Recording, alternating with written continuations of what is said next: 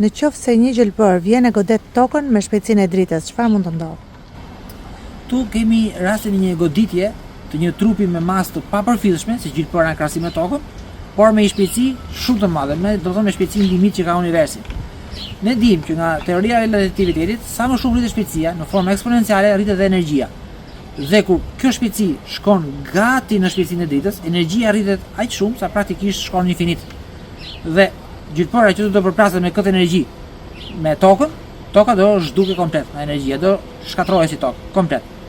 Por në qoftë se gjelbëra e arrin shpejtësinë e dritës, shkon sa shpejtësia e dritës, gjelbëra në moment kthehet në energji, në fotone.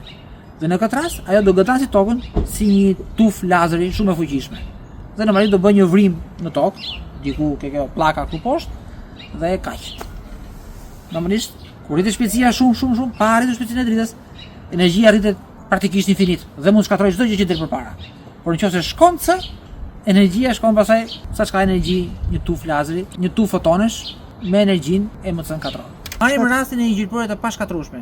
Kjo gjelbër duhet të ketë një shpejtësi më të madhe se shpejtësia e dritës që të kalojë tepër tokës. Kështu, në realitetin tonë, gjelbëra e ka të pamundur të kalojë tepër tokën. Përderisa gjelbëra nuk e kalon dot tokën, do të marrë një pjesë energjisë me vete, kjo energji e gjelbërës vjen edhe ngel në tokë.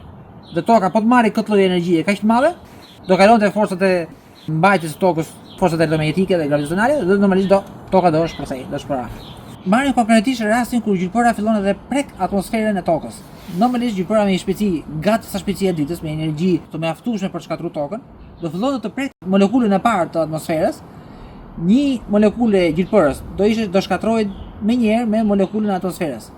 Dhe normalisht do krijonte një shpërthim.